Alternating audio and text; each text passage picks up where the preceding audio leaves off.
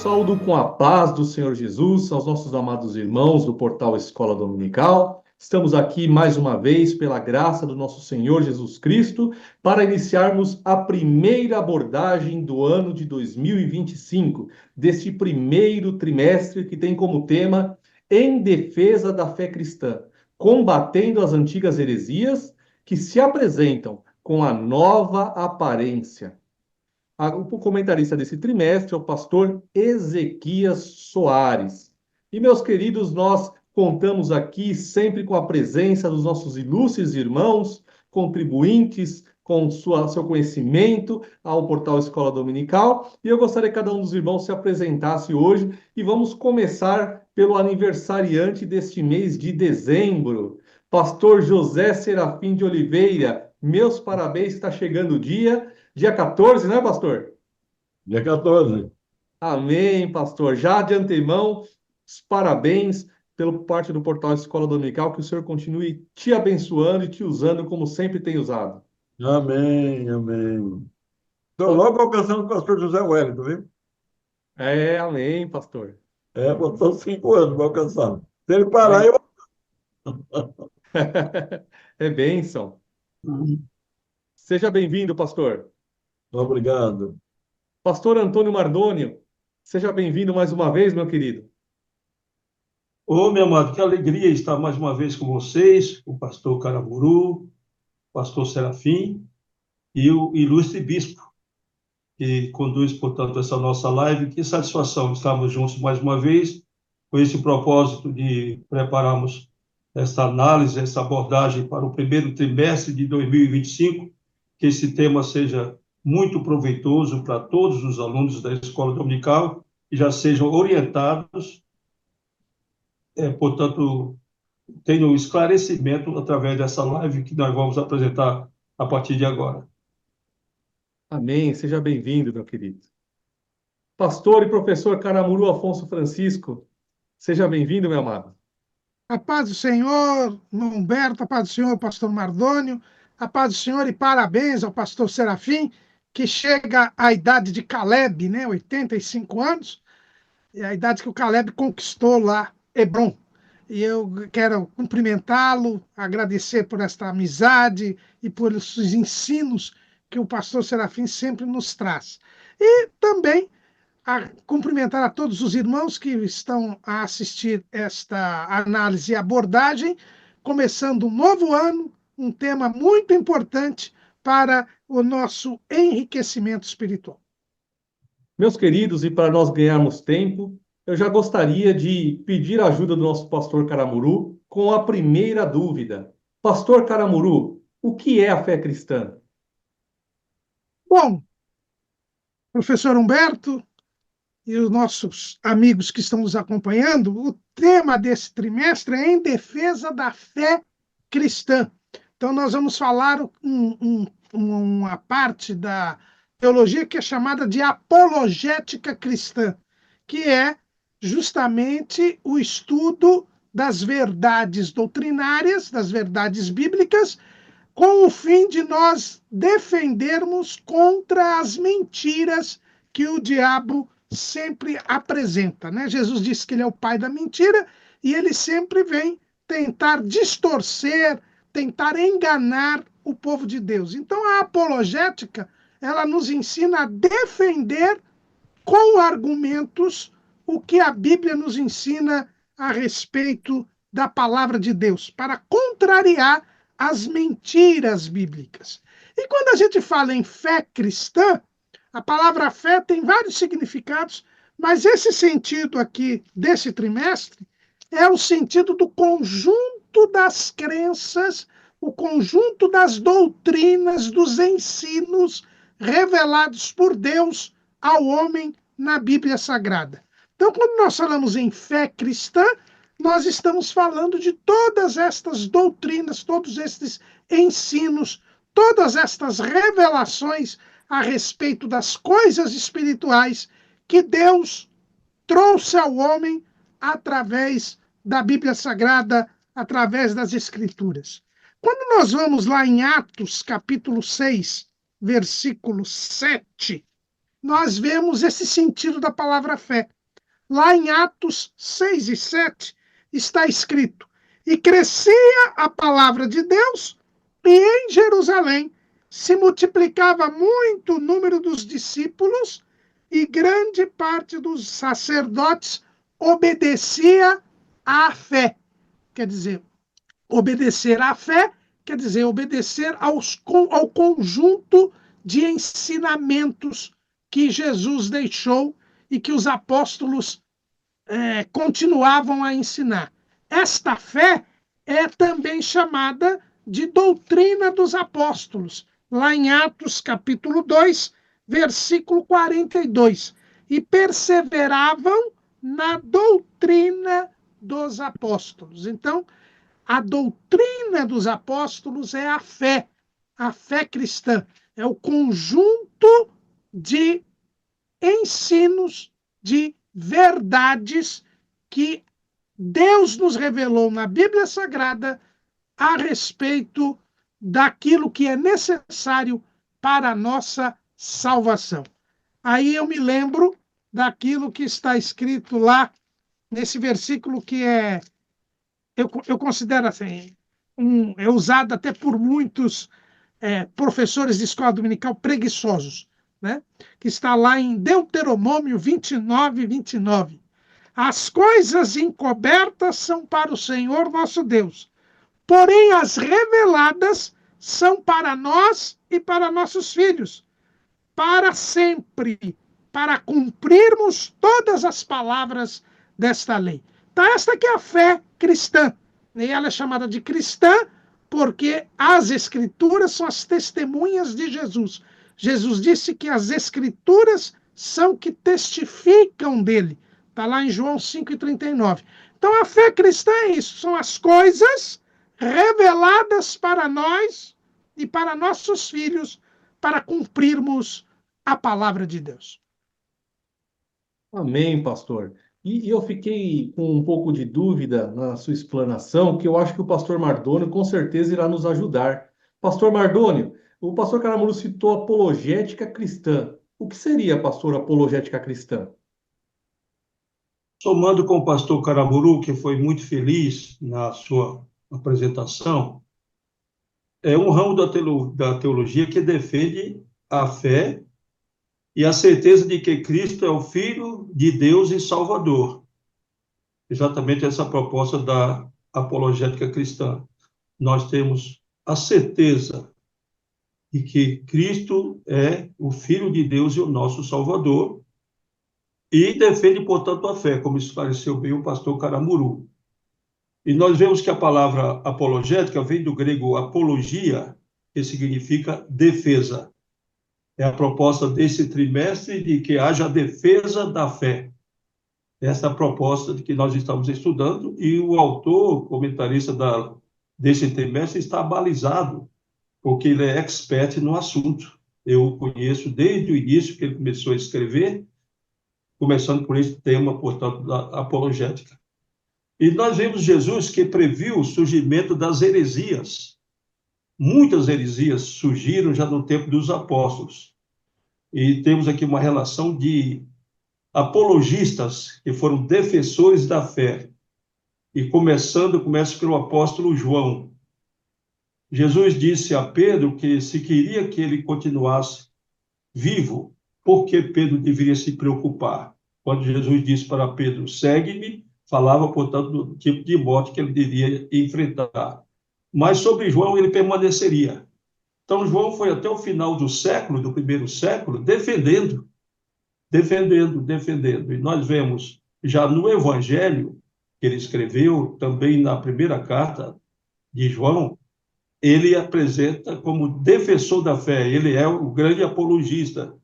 Então, nós vemos aqui em Mateus capítulo 16, versículos 17 e 18, o que Jesus fala a respeito para Pedro, o que é que ele seria, portanto, como defensor também. Nós vamos falar de Pedro como grande defensor da fé. E Jesus respondendo disse-lhe, bem-aventurado és tu, Simão Barjonas, porque não foi carne e sangue que tu revelou, mas meu Pai que está no céu. pois também tu és Pedro, e e sobre esta pedra edificarei a minha igreja, e as portas do inferno não prevalecerão contra ela. Então, as heresias, conforme disse o pastor Caramuru, são mentiras produzidas pelo diabo. Então, tem instrumentos do diabo dentro da nossa própria igreja. Há muitos, portanto, que se levantam contra nós dentro do bojo da igreja para falar a respeito das suas heresias. E a igreja tem prevalecido, a igreja está em pé, porque Jesus falou para Pedro que ele era a pedra, que a igreja era edificada sobre ele, quer dizer, sobre Jesus, e que as portas do inferno não iriam prevalecer sobre ela. E nós vemos, então, João, que permaneceu até o final do século e não foi, portanto, morto através da perseguição, não foi martirizado, porque ele foi o grande defensor e ele preparou seus discípulos para dar continuidade a essa defesa, portanto. Nós vemos os discípulos apresentados por João no decorrer do segundo século. E aqui diz exatamente, ele começa o seu evangelho e diz: no princípio era o Verbo, e o Verbo estava com Deus, e o Verbo era Deus. Então ele está declarando, portanto, na defesa de que Jesus era o Verbo e estava com Deus. Ele estava no princípio com Deus. Aí diz: todas as coisas foram feitas por ele, e sem ele nada do que foi feito se fez. Então, esta é a certeza, portanto, de que Jesus é Deus, que Jesus é o Verbo que se fez carne, deu a sua vida para nos salvar, mas ressuscitou ao terceiro dia, e essa é a nossa convicção. Nós somos defensores, todos nós somos apologistas. E nós vemos também o apóstolo Pedro escrevendo, portanto, aqui em Pedro, primeiramente o apóstolo Paulo também como defensor da fé cristã. Ele diz aqui em Atos capítulo 20, versículos 29 e 30. Porque eu sei isto, que depois da minha partida entrarão no meio de vós lobos cruéis, que não perdoarão o rebanho, e que dentro de vós mesmos se levantarão homens que falarão coisas perversas para atraírem os discípulos após si. São os hereges dos dias de hoje. Mas nós sabemos em quem temos crido. O apóstolo Pedro também usado por Jesus em 1 Pedro, nós não vamos citar devido ao tempo que nós temos disponível, mas citando para que o nosso irmão possa conferir depois. 1 Pedro 3, 15 e 16.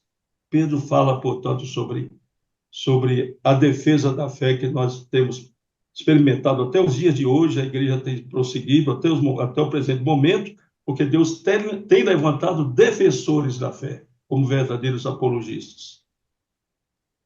Amém, pastor. Já aprendemos aqui, então, que o cristão, ele é um defensor da fé cristã.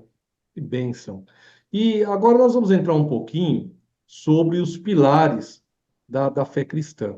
E eu gostaria de pedir ajuda ao pastor José Serafim para nos falar um pouquinho sobre o que a Bíblia nos ensina sobre a divindade de Jesus e quais são as heresias a respeito da divindade de Cristo. Pois não, irmão. Eu fiz algumas anotações aqui para tornar mais fácil a transmissão. A palavra de Deus há textos irrefutáveis que comprovam que Jesus, o Cristo, é o verdadeiro Deus. Além desses textos, seu glorioso ministério, que teve uma duração de 3 anos e meio, operou obras tão extraordinárias que só Deus pode fazer.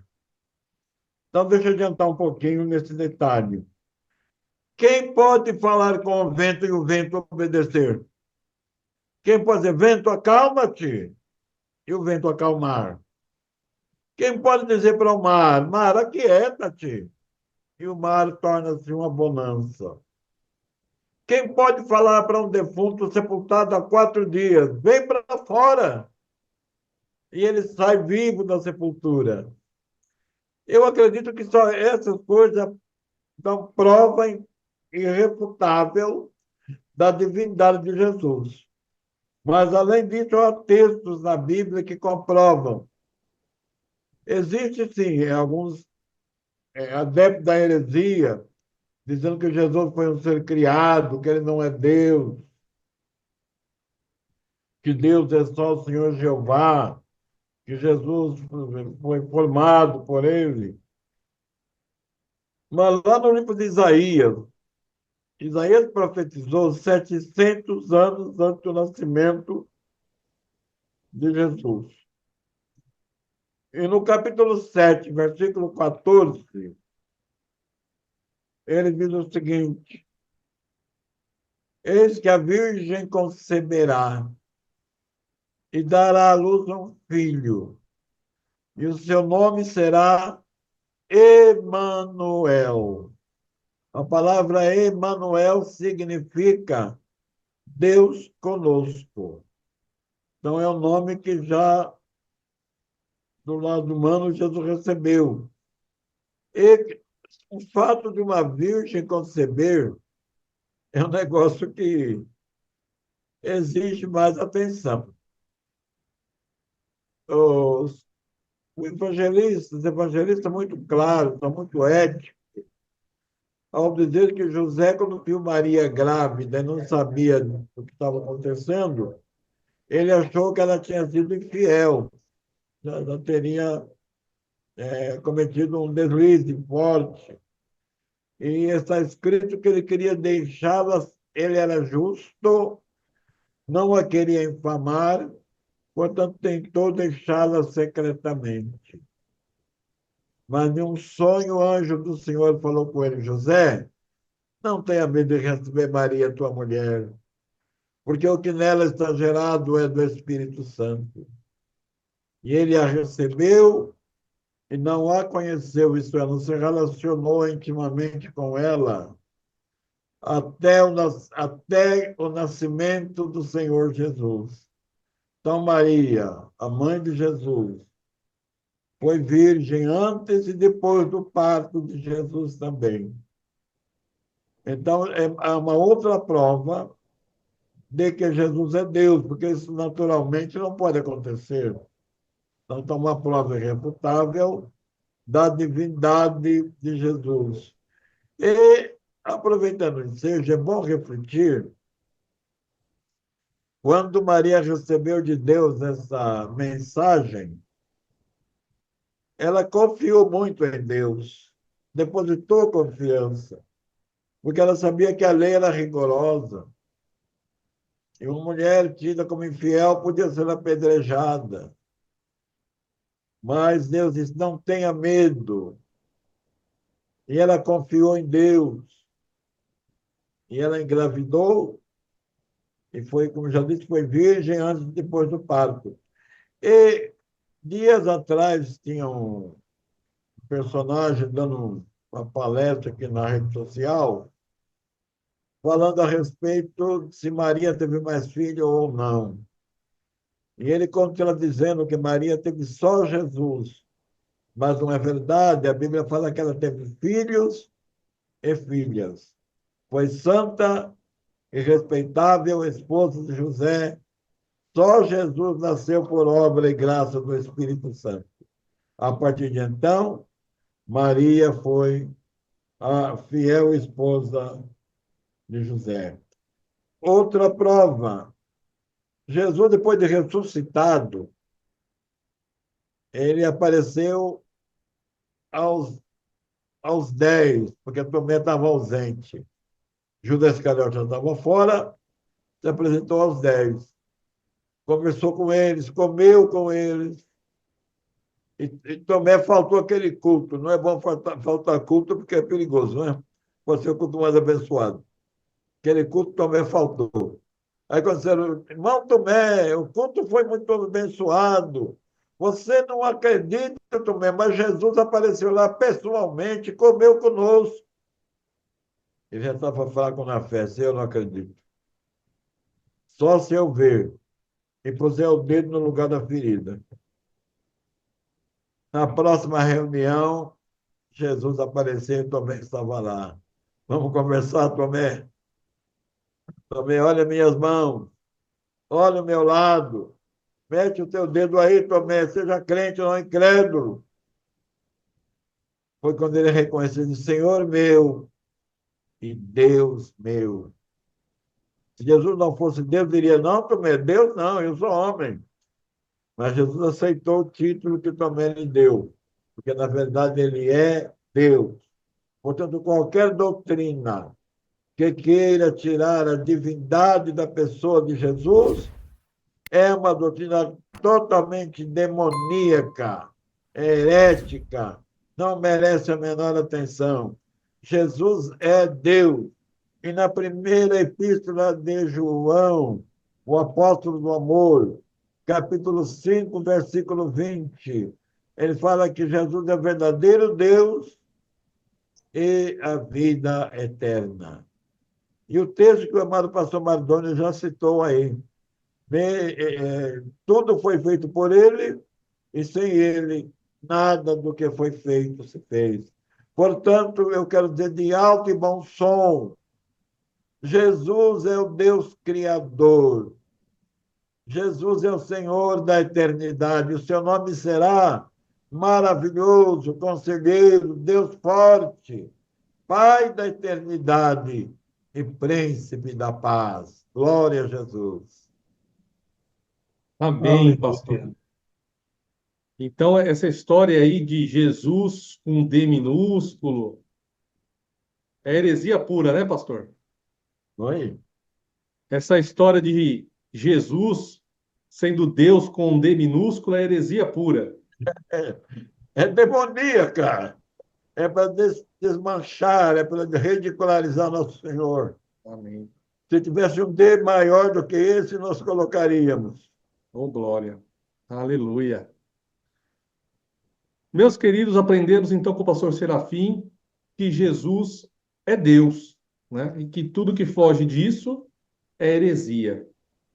Pastor Caramuru, fala um pouquinho para nós sobre o que a Bíblia nos ensina sobre a humanidade de Jesus e também as heresias que nós temos a respeito. Pois então, irmão Humberto, a fé cristã, ela é singular justamente porque ela é a única religião que diz que Jesus é Deus. Veja que a grande diferença dos cristãos para qualquer outra religião é que nenhuma outra religião diz que Jesus é Deus. Os muçulmanos dizem que Jesus é um profeta. Os judeus dizem que Jesus é um impostor. O pessoal da Nova Era, os espíritas, dizem que Jesus é um espírito iluminado. Mas ninguém admite que Jesus é Deus. Mas também existem aqueles que não creem que Jesus é homem, porque a Bíblia nos fala claramente que Jesus é Deus feito homem. Quando nós vamos lá no Evangelho segundo escreveu João, no capítulo 1, no versículo 1, nós temos a divindade de Jesus. No princípio era o Verbo, e o Verbo estava com Deus, e o Verbo era Deus, maiúsculo, né?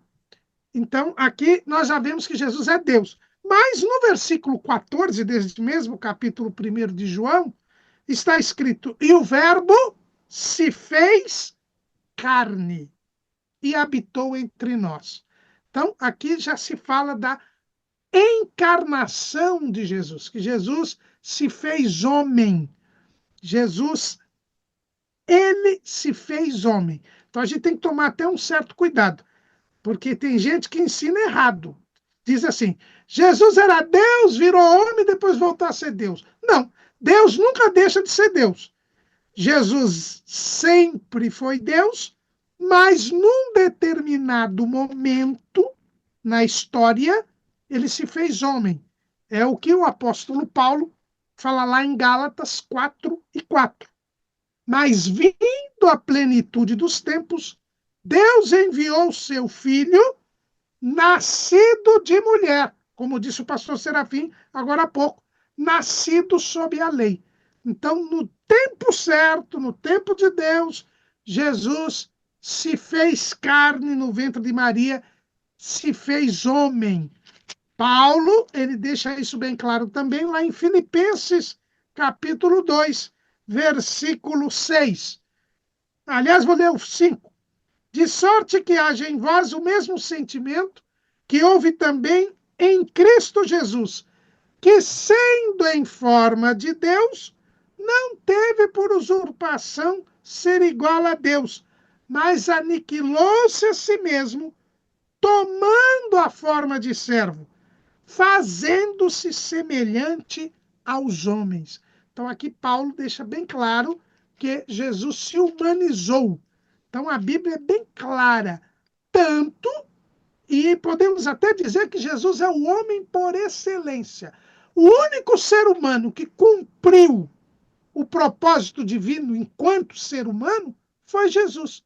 Porque a Bíblia diz que o homem foi criado à imagem e semelhança de Deus. Adão foi criado à imagem e semelhança de Deus, mas ele pecou. Ele pecou e ficou com uma imagem decaída, uma natureza decaída. Jesus não.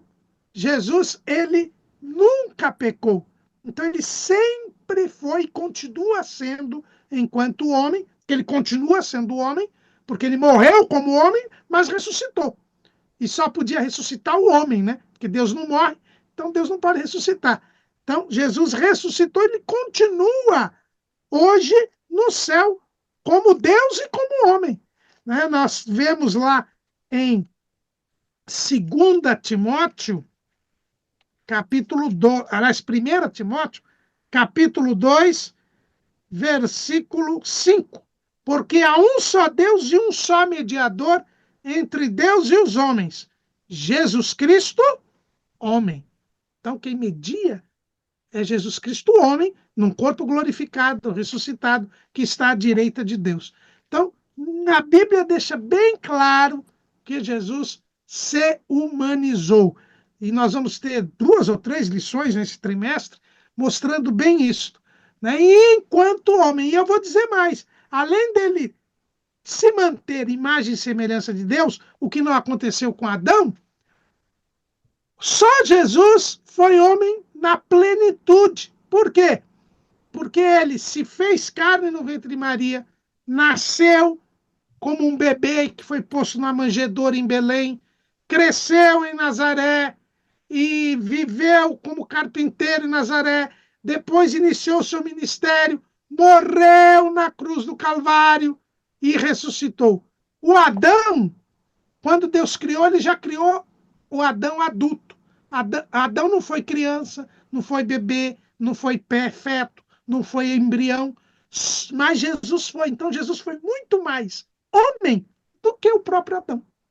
Então, a gente mostra, a Bíblia deixa bem claro que Jesus foi humano. E as heresias, existem alguns segmentos religiosos que negam a humanidade de Jesus, principalmente os gnósticos, né, que hoje em dia ainda nós temos os descendentes dos gnósticos, que são esses espiritualistas, a nova era, essas sociedades secretas, né, Rosa Cruz, maçons, eles têm uma ideia de que a matéria é má. Então, eles não admitem que Jesus tenha sido um homem. Porque se Jesus foi homem, ele não podia ser, como eles chamam, espírito evoluído, um grande homem. Então, eles dizem que Jesus era, eu costumo chamar assim, um fantasminha camarada, que era o Gasparzinho. Não é do seu tempo, Beto, é do meu tempo de desenho, do Gasparzinho. Né? Então, diz que Jesus, ele era um espírito que até pode ter incorporado na pessoa de Jesus de Nazaré, eles falam o Cristo cósmico, né? Mas que Jesus nunca pode ter sido um ser humano, porque se ele fosse um ser humano, ele seria mau. Não, porque embora todos os homens tenham pecado e destituídos tenham sido da glória de Deus, a verdade é que Jesus, como disse o pastor Serafim, foi concebido por obra e graça do Espírito Santo. É por isso que Paulo o chama do último Adão, lá em 1 Coríntios 15, 45. Então, Jesus, ele foi gerado por obra e graça do Espírito Santo, ele não tem a natureza pecaminosa, e é por isso que aqui, quando a gente leu em Filipenses, Paulo diz que ele é semelhante a nós. Por quê? Porque ele é igualzinho a nós, mas ele não tinha pecado, porque ele foi concebido no ventre de Maria. Então, ele, assim como Adão, foi criado perfeito enquanto homem. Enquanto homem, ele era perfeito, porque a Bíblia diz que, lá em Eclesiastes 7 e 29, diz que Deus fez ao homem reto e ele que buscou as suas invenções. Então, 7:29 de Eclesiastes. Jesus, assim como Adão, foi criado reto, mas ele se manteve reto. Então não tem problema nenhum de Jesus ter sido homem. Aliás, ele tinha de ser homem para derramar o seu sangue para pagar o preço dos nossos pecados. Amém, pastor. Pastor José Serafim, tá coçando aqui a minha língua para te fazer uma pergunta adicional, posso? Claro. Eu não sei se você respondeu, mas Não, o senhor sabe, por isso que eu vou perguntar. Nosso internauta pode ter essa mesma dúvida, né? Jesus continua sendo homem, pastor? Jesus? Continua sendo homem? Não entendi a pergunta. Jesus continua sendo homem hoje? Ela continua sendo homem. Homem. Aliás, o pastor Calamuro já até citou o texto, não é? É, Jesus Cristo, homem. O único mediador entre Deus e os homens é Jesus Cristo, o homem. Ele continua sendo homem. E ele ressuscitou com o corpo humano. E muito importante, ele subiu ao céu com aquele corpo. E no capítulo 15, versículo 2 de 2 Coríntios, o apóstolo Paulo fala que mais de 500 irmãos viram quando ele subiu. Eu gosto de meditar nesse texto, irmão, me perdoe se eu entusiasmo demais. não. Parece que eu estou no meio deles. Parece que eu estou vivendo aquela cena. Jesus conversando com eles, como um homem conversa com os demais homens. De repente, levanta suas mãos e os pés se desprendem do solo e começa a subir desafiando a lei da física. Um corpo mais pesado que o ar ia subindo. E a igreja, os 500 irmãos, as 500 cabeças, acompanhando aquele acontecimento extraordinário, até que uma nuvem se abriu e ele foi envolvido pela nuvem. E aí o que eu acho ainda muito importante, que assim que Jesus desapareceu, já tinha 2 anjos ao lado deles. E disseram: varões galileus, por que vocês estão olhando para o céu? Esse Jesus que agora foi recebido, ele já estava lá. A distância daqui até as nuvens eu não sei calcular. E das nuvens até o céu deve ser maior ainda. Nos diz a lei da física que a luz corre a 300 mil quilômetros por segundo. Mas a ascensão de Jesus é muito mais rápida. Porque ele foi até as nuvens, uma nuvem se abriu, e os anjos disseram: agora ele foi recebido. Então já estava lá. E assim nós veremos ele voltar. Todos nós subiremos agora com o corpo glorificado, como é o corpo de nosso Senhor, para estar para sempre com ele. Amém? Amém, pastor. Desculpe eu tê-lo provocado, mas eu sempre me lembro quando o senhor nos ensina que Tomé queria ver as marcas dos pregos, né? E o senhor nos ensina que Jesus tinha as marcas, mas não tinha mais sangue. Ele tem Eu as sempre. marcas nas mãos. Aliás, lá, meu irmão, me permita, no livro de Zacarias, capítulo 14, versículo 9, está escrito que depois que Jesus destruiu o poder do anticristo, o exército do anticristo, com a sopro da sua boca, o esplendor da sua vinda, os judeus vão se aproximar para ver quem é aquele homem. E vão ver as suas mãos furadas. E lhe perguntarão: que sinal é esse nas tuas mãos? Ele dirá: esse é o sinal com que eu fui ferido na casa dos meus amigos. Aí reconhecerão: é o nosso Messias que nós crucificamos. Chorarão e se reconciliarão com o Senhor. Zacarias, capítulo 14, versículo 9. Aleluia. Obrigado, pastor Zé Serafim. É sempre uma bênção ouvi-lo.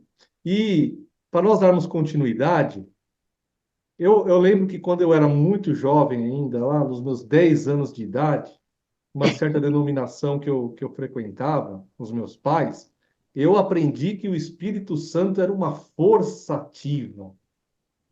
Aí, depois, aprendendo a palavra, eu começava a meditar, mas como que uma força ativa pode pairar sobre as águas? Como que uma força ativa pode ser enviada? E eu quero pedir a ajuda do pastor Mardoni. Pastor Mardoni, o que que a Bíblia nos ensina sobre o Espírito Santo? E quais são as heresias a esse respeito? Antes de eu dar a resposta, eu quero só complementar o que falou o pastor Caramuru e o pastor Serafim, que Jesus é 100% Deus e 100% homem. Jesus é o Deus homem e não é o homem Deus. Ele é o Deus homem. E é com ele que nós vamos viver eternamente. Então, a convivência nossa será com Jesus, que é o nosso irmão mais velho. Ele se fez, portanto, o primogênito, filho de Deus, para que nós sejamos os irmãos dele. E com ele vamos viver eternamente. Então, sempre afirmo que Jesus é 100% Deus e 100% homem no momento que ele foi gerado, conforme falou o pastor Caramuru e o pastor Serafim, por obra e graça do Espírito Santo no ventre de Maria. Mas, meu amado, chegando, portanto, à sua pergunta a respeito do Espírito Santo, a minha resposta é contundente. O Espírito Santo é Deus. O Espírito Santo é Deus. Porque Deus existe em três pessoas. São três pessoas que fazem Deus existir: o Pai, o Filho e o Espírito Santo. E as três formam uma unidade. É o Deus triuno, é um Deus único e verdadeiro que forma uma unidade através das três pessoas. E essas três pessoas existem hoje dentro do plano da salvação. Porque antes do plano da salvação, essas pessoas não se nomeavam com estes nomes. Era o ser eterno, que era garantida a eternidade dele através do Espírito, é o Espírito de Deus, que é o Espírito Santo, e que também é o Espírito de Cristo. Então, a Bíblia fala, às vezes, ele como o Espírito de Deus e também o Espírito de Cristo. Às vezes, a pessoa pode dizer, ele é submisso ao Deus e submisso a Cristo. Ele é a terceira pessoa, então ele tem a categoria inferior das três. A primeira é maior, a segunda é mediana e a terceira é inferior. De maneira alguma. É uma relação que foi feita dentro do plano da salvação. Mas as três pessoas são co-iguais, co-eternas e co-existentes. Sempre existiram, sempre existiram. Então, o Espírito Santo, portanto, como Deus, ele é Deus. Inclusive, eu tive a oportunidade de participar da última comissão que foi elaborada pela Casa Publicadora para a revisão da harpa cristã, que tinha 524 hinos, e íamos passar para 640. Então, nós tivemos lá um presidente da comissão, que já está com Jesus, eu não quero, portanto, mencionar o nome dele por ética, que ele pegou, destoou toda a harpa. Ele desfez de todas as informações dos hinos da harpa que falavam de Jesus, aliás, do Espírito Santo como Deus. Porque ele imaginava, como você falou, que o Espírito Santo ele não é Deus, ele nos incentiva a adorar a Deus. Ele não aceita adoração porque ele não é Deus, mas ele nos incentiva a adorar a Deus. Mas a própria Igreja Católica, que, portanto, defendendo o pensamento da Igreja Católica, o Espírito Santo é divino, o Espírito Santo é Deus, ele dá uma ênfase muito grande ao Espírito Santo, que nós também devemos dar. Nós somos omissos nesse particular. Nós precisamos falar mais do Espírito Santo, ele merece todo louvor, toda adoração e toda glória, porque ele é Deus, é uma pessoa, portanto, de Deus, que existe em três pessoas que unidas formam uma unidade, formam uma homogeneidade. Portanto, o Espírito Santo formando uma homogeneidade. Nós vemos, então, as heresias, você já citou uma heresia aí, portanto, do que falam a respeito do Espírito Santo. O Espírito Santo não é Deus, mas apenas uma força motriz. Foi exatamente o que você acabou de falar, que aprendeu quando era criança. Não se deve adorar o Espírito Santo, pois ele é o impulso que nos leva a adorar o Pai e o Filho. Também está errado, totalmente errado. Então, quando pegaram a harpa cristã, essa comissão, e desfez, portanto, do que os outros autores da harpa fizeram, elogiando, glorificando o nome do Espírito Santo, aquela harpa foi impressa, foi mandada para o Brasil todo, e eu acredito que foi o maior prejuízo que a casa publicadora já teve, é porque houve uma rejeição nacional.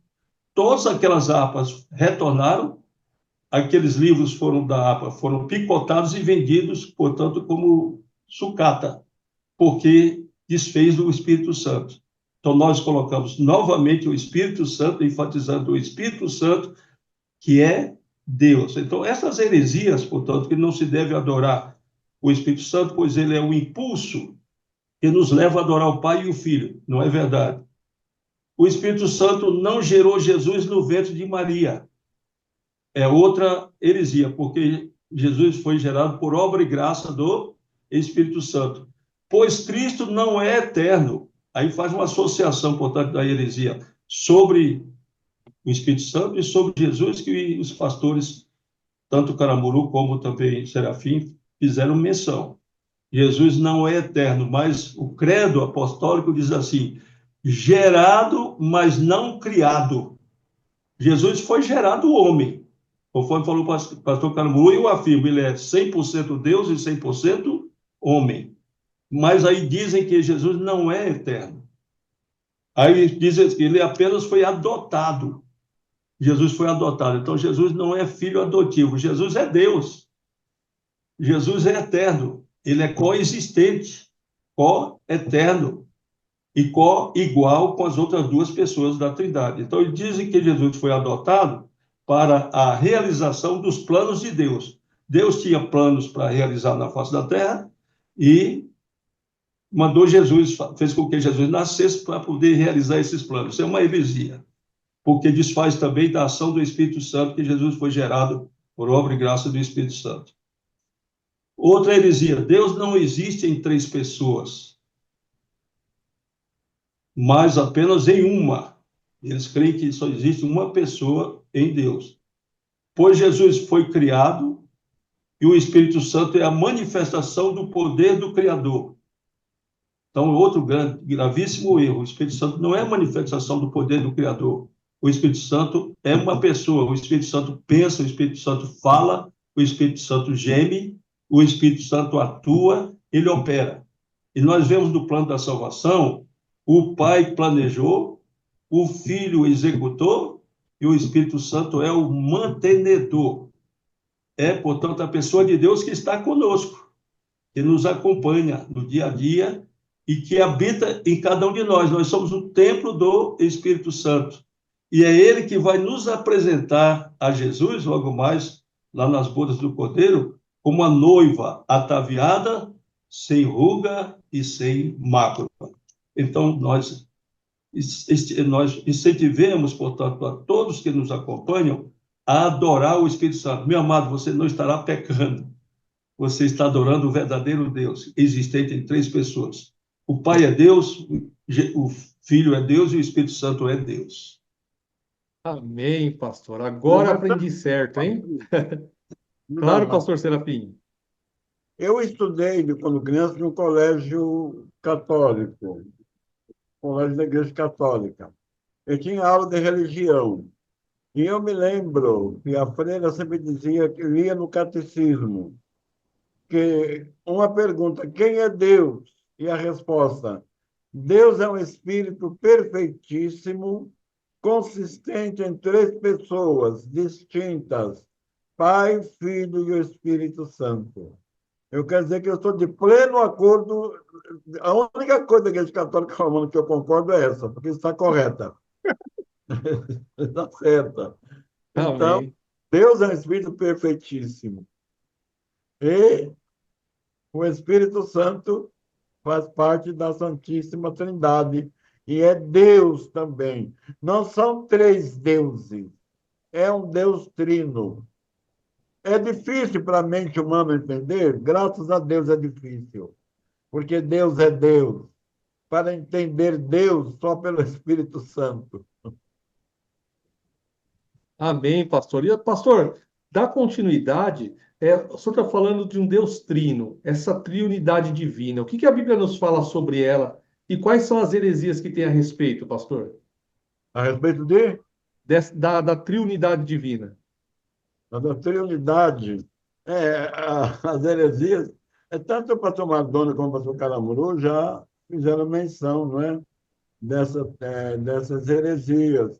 O próprio irmão, quando criança, ouviu dizer que o Espírito Santo é uma força ativa. Então, diminuindo o Espírito Santo. Ele não é uma força ativa, ele é um poder extraordinário, ele é Deus. E, como diz o doutor Caramuru, Deus fala, Deus atua, Deus age, Deus trabalha.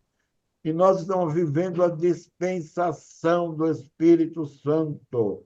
Estamos vendo o seu trabalho maravilhoso. Então, ele não é um ser abstrato, ele é um ser real, é uma pessoa muito sábia, inteligente, porque ele é Deus, poderoso. Os demônios tremem e estremecem diante do poder do Espírito Santo. Quando o homem cheio do Espírito Santo, pelo Espírito, repreende um demônio, até hoje, meus 70 e tantos anos de crente, nunca vi um demônio resistir. E não resiste mesmo, porque o Espírito Santo é Deus. Portanto, qualquer doutrina que tentar diminuir o Espírito Santo é uma doutrina diabólica, demoníaca. O Espírito Santo é o Deus Todo-Poderoso. Agora, cada pessoa da Trindade Santíssima tem sua atuação e a época da sua atuação.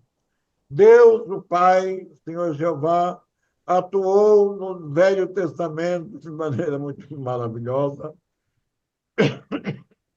Jesus teve algumas apresentações que chamam de teofanismo, né?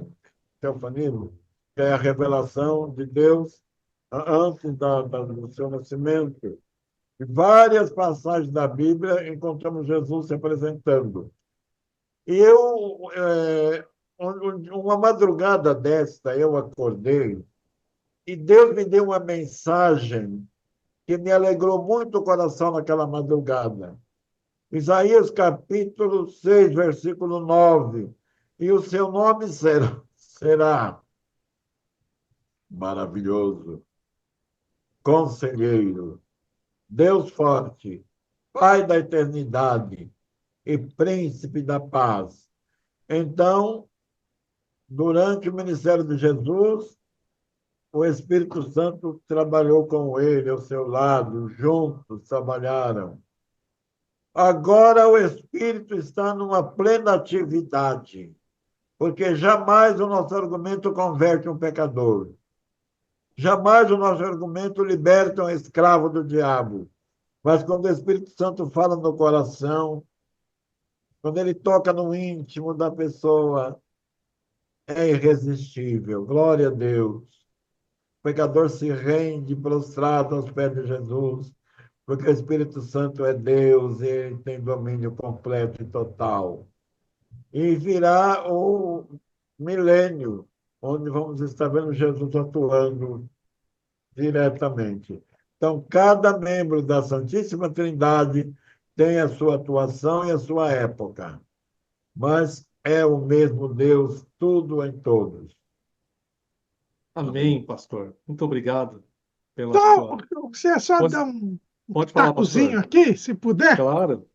porque já que a gente está na defesa da fé cristã, ultimamente, assim, até algumas novas versões da Bíblia têm insistido muito no fato de que em 1 de João 5 e 7, esse versículo não estaria nos melhores manuscritos, teria sido um acréscimo. Esse versículo diz assim: porque três são os que testificam no céu: o Pai, a Palavra e o Espírito Santo. E estes três são um. Então, algumas pessoas, principalmente os que negam a doutrina da Trindade, insistem muito em dizer que este versículo é um acréscimo que os manuscritos não têm, que só depois de uma determinada data recente, que isso foi uma inclusão, e até algumas versões mais recentes da Bíblia colocam esse versículo entre colchete, ou até nem põem. E aí, por causa disso, existe, está vendo? E a Trindade não existe. Como se a Trindade só tivesse baseada nesse versículo, que é um absurdo. Agora eu vou simplesmente, só para a gente não se estender nisso, simplesmente dizer o seguinte: esse mesmo capítulo prova a Trindade sem esse versículo. Se a gente for ver aqui nesse capítulo 5 de 1 de João, então o versículo 6, que eles todos consideram que é original, que não foi acréscimo, diz assim: este é aquele que veio por água e sangue, isto é, Jesus Cristo, não só por água, mas por águas e por sangue. E o Espírito é o que testifica, porque o Espírito é a verdade. Então, esse texto aqui mostra que o Espírito é Deus, porque ele é a verdade. Depois também, a gente vê nesse mesmo capítulo, no versículo 11, e o testemunho é este, que Deus nos deu a vida eterna e esta vida está em seu Filho. Então, considera que o Filho é Deus e o Pai. E, por fim, aquele versículo que o pastor Serafim já disse, lá no capítulo, nesse mesmo capítulo, versículo 20. Isto é, em seu Filho Jesus Cristo. Este é o verdadeiro Deus e a vida eterna. Então, nesse capítulo, está dito que tanto o Pai, quanto o Filho, quanto o Espírito Santo é Deus. Então, não tem nenhuma coisa aí, porque o versículo 7. Tira o versículo 7 e vocês vão ter o capítulo, esse mesmo capítulo, dizendo a respeito da Trindade. Amém, pastor. E aproveitando, pastor, queria que o senhor falasse um pouquinho para nós, algo que eu tenho certeza que vai gerar muita dúvida nesse trimestre, até pela relativização que nós vemos em nossos dias, né? O que que a Bíblia nos ensina sobre o pecado, pastor Caramuru, e quais as heresias a esse respeito? Bom, o pecado, eu vou até aqui usar uma expressão que eu acho muito feliz do Sadhu Sudhan Singh, o apóstolo dos pés sangrentos, aquele grande pregador do evangelho na Índia e no Tibete, no final do século XIX, começo do século XX. Ele diz assim: pecado é alguém deixar de lado a vontade de Deus e viver de acordo com a própria vontade, abandonando o que é verdadeiro e legítimo para satisfazer os próprios desejos, pensando que obterá a felicidade. No entanto, ao fazê-lo, tal pessoa não obtém a felicidade e nem desfruta de verdadeiro prazer. Então, o que é o pecado? O pecado é esse desvio do propósito divino. Deus criou o homem para que, com livre-arbítrio, o homem podendo escolher entre o bem e o mal, devendo obedecer a Deus. Mas o pecado é esta atitude do homem de agir contra a vontade de Deus, se desviar da vontade de Deus. Né? Tanto que a palavra pecado quer dizer isso, tortuosidade, desvio. Então, o pecado ele é incredulidade, porque nós não cremos no que Deus diz que é certo e fazemos o contrário. O pecado é desobediência, porque nós deixamos de obedecer a Deus que nos ordenou a fazer a sua vontade. Pecado é impureza, porque a gente acaba se separando de Deus. Pecado é morte, porque é separação de Deus, Deus é a vida. Então, isso é o pecado. Pecado é uma realidade e nos separa de Deus. E por isso que Jesus veio, para nos salvar do pecado. Agora, quais são as heresias a esse respeito? Primeira heresia, não existe pecado. Não, pecado é apenas uma imaginação humana. Né? O pecado é uma criação de algumas pessoas para controlar a vida das outras, controlar o comportamento das outras. Deus é amor e aceita todos. Então, pecado não existe, é algo da nossa cabeça. Outro pensamento errado e muito comum nos dias de hoje é dizer que o pecado é cultural. Então, é uma cultura, uma criação humana que criou um jeito de conviver e que, portanto, as coisas que aquela sociedade, naquela época, naquele lugar, considerou como erradas, como inadequadas, né? Existe aquela expressão, não existe pecado do lado de baixo do Equador, que foi criada quando se descobriu a América, né? Então, quando encontraram aqui os índios pelados, tendo várias mulheres, aí os europeus diziam, tá vendo? Isso aí, eles são inocentes, o pecado varia de lugar para lugar, tudo é relativo, é o que existe hoje, essa ideia hoje, né? Não, o que era pecado antes agora não é mais, então são falsos conceitos, né? Querendo dizer que pecado é algo da mente humana ou algo da cultura humana, e isto é mentira. O bem e o mal são estabelecidos por Deus. Somente quem fizer a vontade de Deus permanecerá para sempre. É o que está escrito lá em 1 de João 2:17. Então, nós temos que tomar cuidado com isso. O pecado é desobediência a Deus, rebelião a Deus, incredulidade, né? Impureza, imoralidade. E nós precisamos crer em Jesus para termos o perdão dos nossos pecados. E aí podemos viver com Deus para sempre. Amém, pastor. Meus queridos, estamos partindo para a parte final da nossa análise e abordagem, e eu gostaria de pedir para o nosso pastor Mardônio também nos falar um pouquinho sobre salvação, né? Mais um pilar da nossa fé cristã, o que a Bíblia nos ensina sobre a salvação e também as heresias a esse respeito. Muito bem, a salvação é um conceito espiritual fundamentado na Bíblia e só é alcançado através de Jesus Cristo. Jesus é o único e suficiente Salvador. Não há salvação fora de Jesus. Tá, muito bem. Existem outras religiões em que os líderes religiosos eles são adorados porque são fundadores dessas religiões. Cada um diz que a sua religião é a verdadeira, cada um apresenta a verdade, mas, na verdade, a verdade é Jesus, o único e suficiente Salvador. Então, Jesus não veio com o propósito de fundar uma religião, Jesus veio como Salvador. Nós o aceitamos como Salvador, nós cognominamos o cristianismo como se fosse, portanto, o conteúdo de todos os que creem em Jesus, mas que são salvos por Jesus. Essa é a diferença que faz, portanto, do cristianismo para as demais religiões. O cristianismo fala da pregação do evangelho, fala de Jesus, o único e suficiente Salvador, porque a salvação só é alcançada através da fé em Jesus e pela graça e misericórdia de Deus. Portanto, como diz o apóstolo Paulo em Romanos, capítulo 1 e versículo, ou melhor dizendo, capítulo 5 e versículo 1.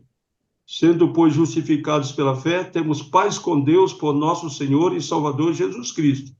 E Jesus mesmo disse para Nicodemos que era necessário nascer de novo. Então, a salvação só é garantida através do novo nascimento. E a salvação também é um favor imerecido de Deus, porque ninguém é salvo pelas obras. Exatamente isso que nós devemos transmitir. A salvação é pela fé, não é pelas obras. E nós vemos até o apóstolo Paulo escrevendo aqui em Efésios, capítulo 2, versículos 8 e 9. Porque pela graça sois salvos por meio da fé, e isso não vem de vós, é dom de Deus. Não vem das obras para que ninguém se glorie. E nós vemos agora, portanto, as heresias a respeito da salvação, que Deus quer só o coração. Na verdade, Deus quer o homem integral, o homem completo, corpo, alma e espírito. Ou melhor dizendo, voltando, fazendo a correção, espírito, alma e corpo irrepreensíveis para a vida de Jesus. Então, gravíssimo erro de dizer que Deus só quer o coração. Não, Deus quer o ser perfeito, completo. Outra heresia diz que Deus predestina uns para a salvação e outros para a condenação. Então, se fosse verdade, Deus estaria cometendo a maior injustiça. Seria o ser mais injusto na existência se Deus agisse dessa forma. A oportunidade é para todos, é o livre-arbítrio. O evangelho está sendo pregado a toda criatura. Deus não está levando em consideração se é pecador, se é homossexual, se é prostituta, se é ladrão, se é mentiroso, porque quando aceita Jesus, as coisas velhas se passaram e tudo se fez novo. Então, não existe predestinação feita por Deus para uns irem para o céu e outros irem para o inferno. Então, Deus estaria cometendo uma grande injustiça. Também nós vemos que o predestinado, portanto, aquele que Deus predestinou, pode cometer todo tipo de pecado e na hora da morte será salvo. Isso não existe. Não existe. Quer dizer, as pessoas se arrependem de seus pecados com sinceridade, Deus perdoa realmente. Deus perdoa, o sangue de Jesus nos purifica de todo pecado, mas o predestinado, não existe predestinado, que pode fazer o que quiser e na hora da morte vai para o céu. Está errado. E que a salvação também é alcançada pela reencarnação. Muitos pensam, portanto, que pela reencarnação o homem vem e volta, nasce de novo, até chegar o momento que vai alcançar a perfeição. E quando ele completar, portanto, a perfeição, ele vai ser um espírito de luz que vai se unir ao grande espírito de luz que é Deus. Também outra grande heresia. E também um outro pensamento, todas as religiões são boas. Eu falei que não. Nenhuma religião presta, nenhuma religião salva. Só quem salva única e exclusivamente é Jesus. E Jesus não é um líder religioso, Jesus é o salvador do mundo. Ele veio com esse propósito. O Verbo se fez carne para dar sua vida e nos salvar da condenação eterna. E dizem, portanto, que todas as religiões conduzem o homem à salvação através do Deus amoroso. Então, Deus aprova todas as religiões e todos os caminhos levam para o céu. Jesus disse, eu sou o caminho e a verdade e a vida. Ninguém vem ao Pai senão por mim. Então, Jesus, como eu afirmei, é o único e suficiente Salvador. E concluindo, há uma encíclica escrita pelo Papa Francisco, intitulada Fratelli Tutti, que significa todos somos irmãos. Portanto, se todos somos irmãos, quer dizer que nós seremos salvos pelo Pai amoroso. Então, é o ecumenismo. Então, todas as religiões estão se unindo num só grupo, formando o ecumenismo, que será a religião oficial, a religião do anticristo, e nós não temos nada a ver com isso. Não devemos, portanto, aderir ao ecumenismo. Nós aderimos a Jesus Cristo como nosso Senhor e Salvador. Único e suficiente Salvador. Jesus Cristo, ele veio ao mundo para salvar a humanidade. Amém, pastor.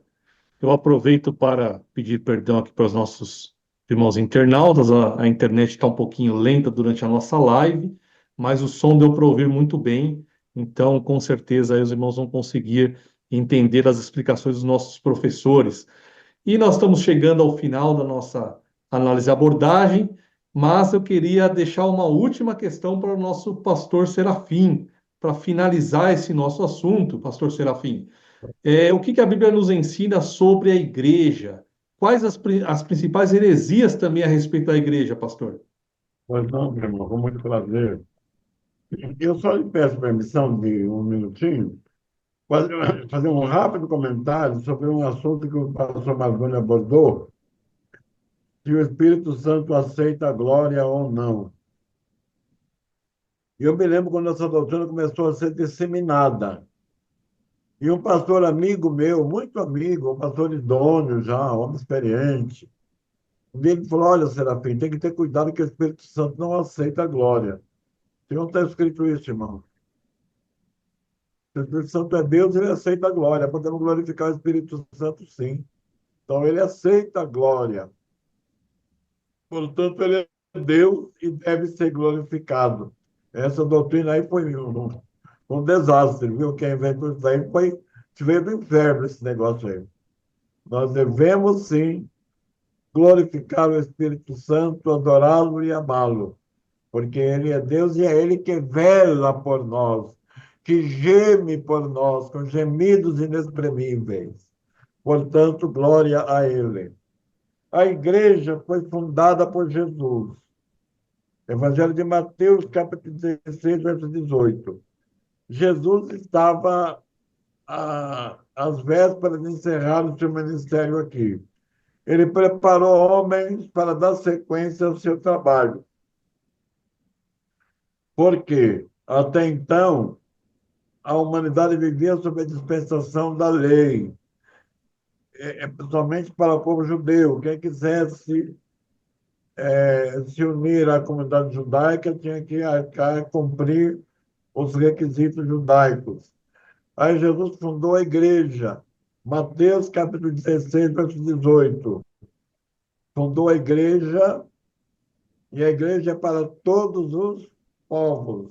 Qualquer pessoa, de qualquer nacionalidade, de qualquer raça, que se converter a Cristo, for batizado em nome do Pai, e do Filho e do Espírito Santo, por imersão, ele faz parte, ele se une à Igreja de Cristo. E é bom que nós nos lembremos que igreja não é o templo, igreja não são os móveis da igreja, igreja não são os instrumentos, igreja é o povo de Deus da igreja. E é esse povo que Jesus vem buscar. A igreja é a noiva de Cristo. 2 Coríntios, capítulo 11, verso 1 e 2. Paulo disse que ele está preparando a igreja como uma virgem pura a um marido, saber a Cristo. Então, a igreja é a noiva de Cristo, que se unirá a ele assim que ele vier arrebatar o seu povo. E eu quero deixar aqui uma palavra desigrejados, viu? Pessoas não, eu sou crente, eu aceitei Jesus, mas eu não quero me unir a igreja nenhuma. Cuidado, meu irmão, é perigoso. Jesus não vem buscar crente avulso, vem buscar a igreja. E alguns justificam porque encontram certas coisas que ele discorda na igreja. Ou às vezes na questão doutrinária, ou comportamento de alguns crentes, coisas dessa natureza. Jesus falou que o joio tem que crescer com o trigo. E nem pode ser arrancado antes, porque prejudica o trigo. Deixa o joio aí, porque um dia o trigo será colhido para o celeiro do Senhor, e o joio será lançado no lago de fogo. Portanto, fiquemos na igreja do Senhor, unido ao povo de Deus. Qual é a igreja? É aquela que está de acordo com a palavra, aquela pessoa que renuncia ao mundo, ao pecado, são batizados, passam pelo processo do novo nascimento, comungando com os crentes, tomando a Santa Ceia do Senhor, em memória do Senhor até que venha.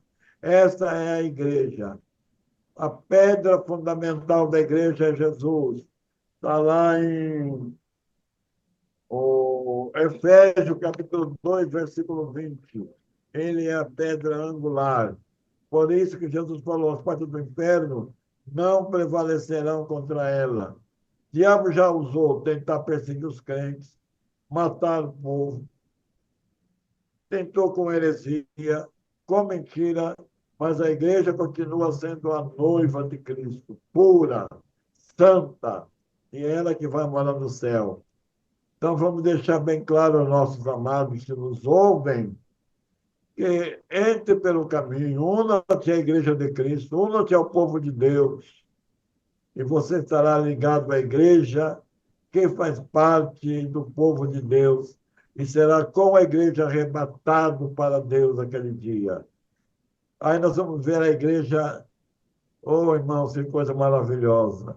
A igreja desde o primeiro século do cristianismo até o último. Os milhões e milhões de santos de todas as raças, tribos, línguas e nações, glorificando e unificados ao lado de Jesus. E Isaías disse: então o Senhor verá o bom prazer do seu trabalho na sua mão, o meu servo justo.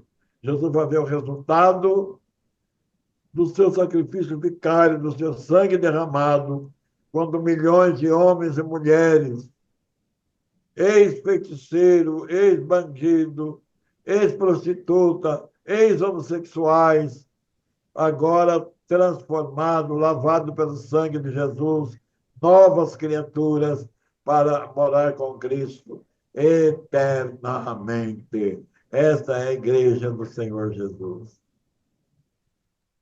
Amém, pastor Serafim. Amém. Meus queridos, graças a Deus, chegamos até o final com os acidentes de percurso aqui com a tecnologia, mas nós conseguimos finalizar a nossa análise e abordagem.